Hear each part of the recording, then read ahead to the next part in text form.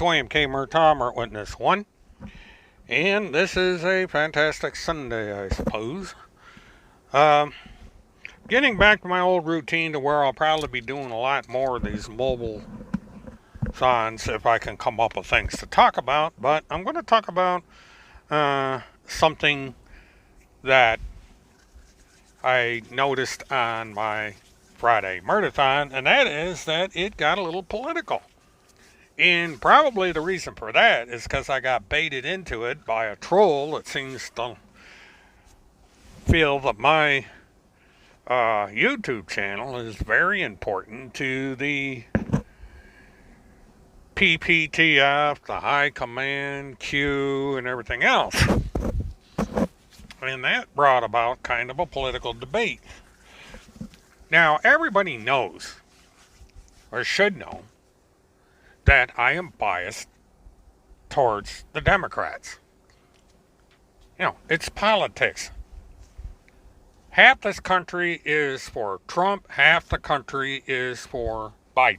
It's just the way it is. I happen to be on the Biden half of the equation. Now, apparently people forgot about that.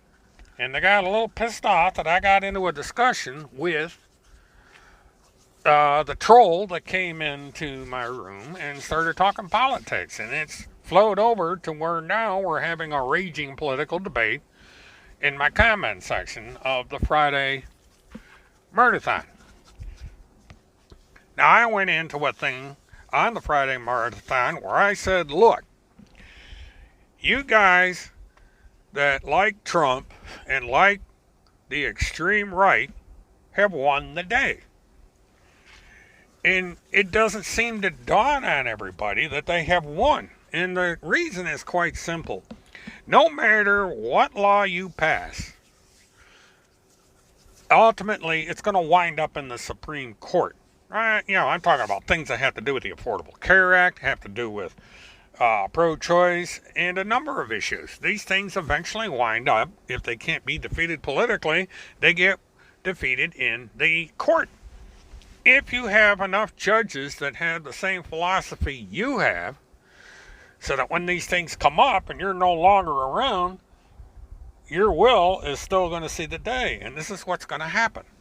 Because now we have over 200 new right-leaning judges on the regular court, circuit court, and we also have a vast majority of judges on the Supreme Court.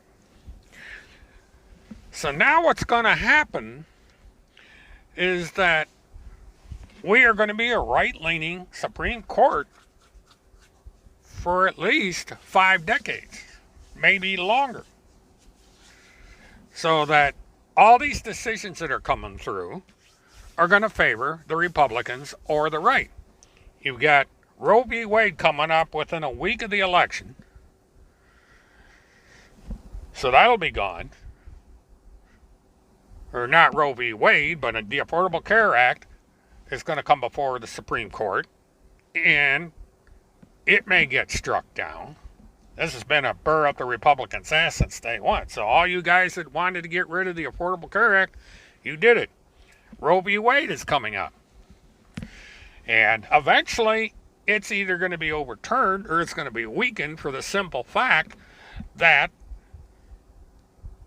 this thing has been argued about since the day the Supreme Court ruled in favor of Roe v. Wade. So Roe v. Wade will be gone. Social Security. They may come up with a ruling to kill Social Security. There's all kinds of stuff in the legislation that's going to be gone. And plus, on top of everything else, November 3rd to January 20th, the Senate is going to have a lot of power. They can get a lot of things done before January 20th when the Democratic administration takes over, if Biden wins and if there is a majority. And so you'll have all this time to push the country to the right before the Democrats can come in, repair whatever damage has been done, and try to figure out how to salvage what's left in the new administration. Because now the federal court system is now going to be running the show. And as things come up through the appellate courts, we're going to have all these conservative judges there, and then things are going to be a lot different. And in the 60 to 90 days that are left in the Republican legislature, if they lose, they are going to have enough time to push through what they can so that they can leave and at least have the satisfaction of knowing that they got some stuff done.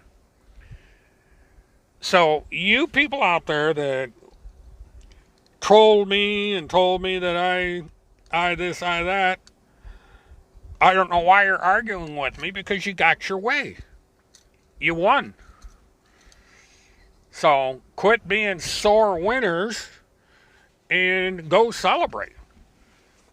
Because you come in my room and you sit there and you rant and rave about my political position, and I don't know why, because I'm on the losing side when you stop and think about it. You know, it's kind of like these guys that run around waving the Confederate flag. They lost the war. Well, I lost this war. My side lost this war. You know, there's not going to be all this. There's not going to be any socialism. There's not going to be this, that, and the other thing, because the Democrats aren't going to be able to do a damn thing. Because if they pass something that everybody whines is unconstitutional, the Supreme Court's going to say, okay, that's what you want. Boom, it's gone. You know, Democrats are going to be the weakest majority in the history of the country if things go the way I think they're going to go. So,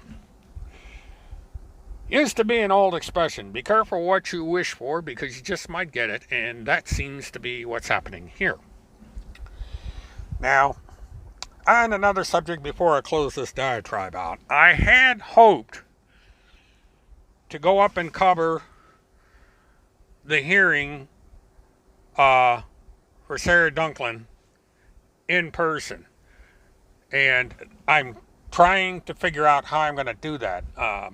I'm waiting to get some answers to see if this is going to be possible. There's two problems I have. Number one, my schedule, because I'm getting back to the old routine I was doing 6 months ago. And number two, figuring out a way I'm going to pay for all this. It's going to cost me between $500 to $1,000 to do a round trip up there, probably closer to the $500 mark. But you got airfare, car rental, and a hotel, because I'll be staying one night, overnight.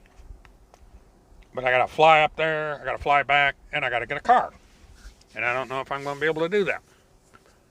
Yeah, and it's